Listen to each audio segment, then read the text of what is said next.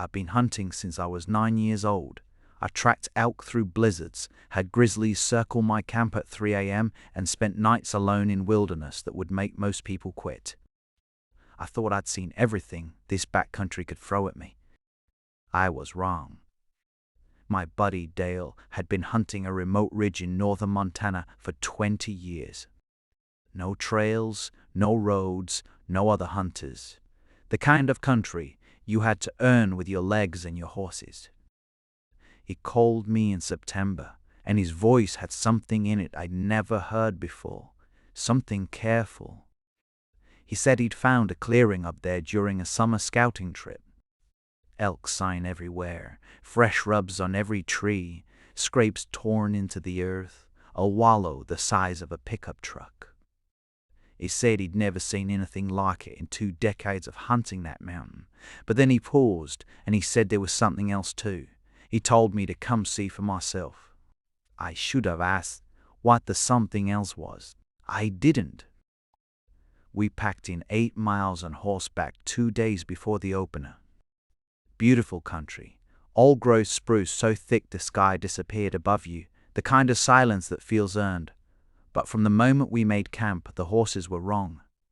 Ears pinned back, eyes showing white, hooves shifting constantly on the high line. Dale said it was predator pressure, probably wolves. I wanted to believe him. That first night I woke up at 2 a.m. and lay completely still in my sleeping bag. Something was standing right outside the tent. I could hear it breathing. Long, slow pulls of air that fogged against the canvas, then silence, then another breath. I grabbed my flashlight, unzipped the door, and swept the beam across the snow. Nothing there. But pressed into the snow directly in front of the tent flap were tracks. Big, spread wide.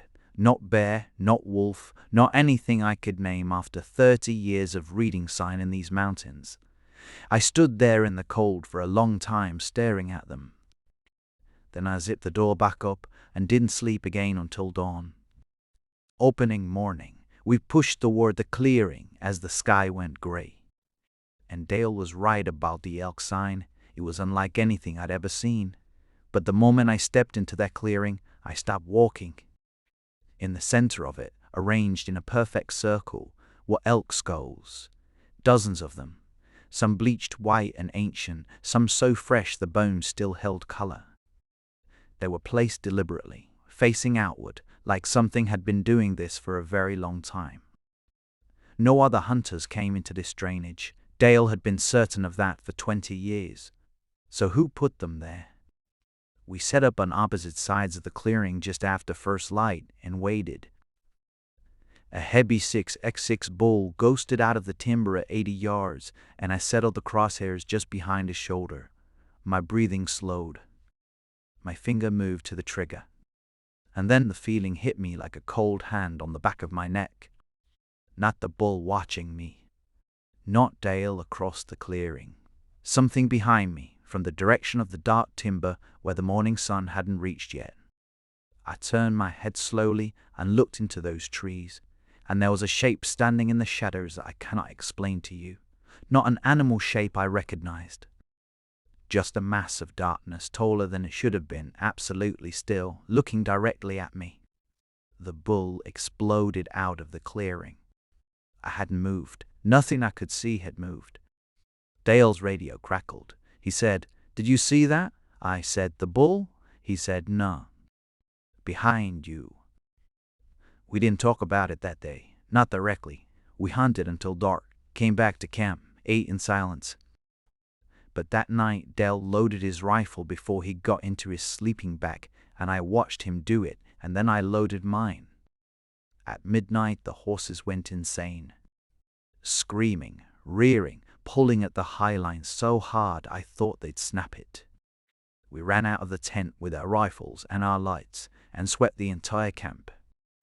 The horses were locked onto the dark timber to the north, trembling so hard their tack was rattling, and then from deep in those trees, 200 yards out, maybe more, came 3 knocks. Slow, deliberate, wood on wood, like something massive striking a tree trunk. 1, 2, 3. Then, silence. Dale looked at me. I looked at Dale. We didn't say a single word. We broke down camp in the dark, loaded the horses, and rode 8 miles out of that mountain in the middle of the night. Neither of us spoke the entire ride. When we finally hit the trailhead and the horses settled, Dale just shook his head slowly and started loading the trailer. When I got home, I started digging into the history of that drainage. I found a Forest Service incident report from 1974. A hunting party of 4 men had gone into that exact area and never returned. Search and rescue located their camp days later, fire still burning, food still cooking, gear untouched. No signs of struggle, no tracks leading out. The 4 men were never found. I found 3 other accounts online over the following weeks. Different years, different hunters, same mountain, same clearing, same feeling of something watching from the timber. Same knocking in the night. Dale sold his horses the following spring. He doesn't hunt that country anymore, and he won't talk about why. I asked him once, directly, what he thought was out there on that mountain. He looked at me for a long time before he answered.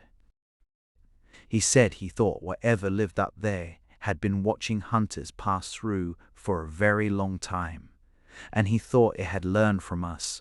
I haven't slept the same since. And if you're heading into remote backcountry this season, pay attention to your horses. They always know before we do.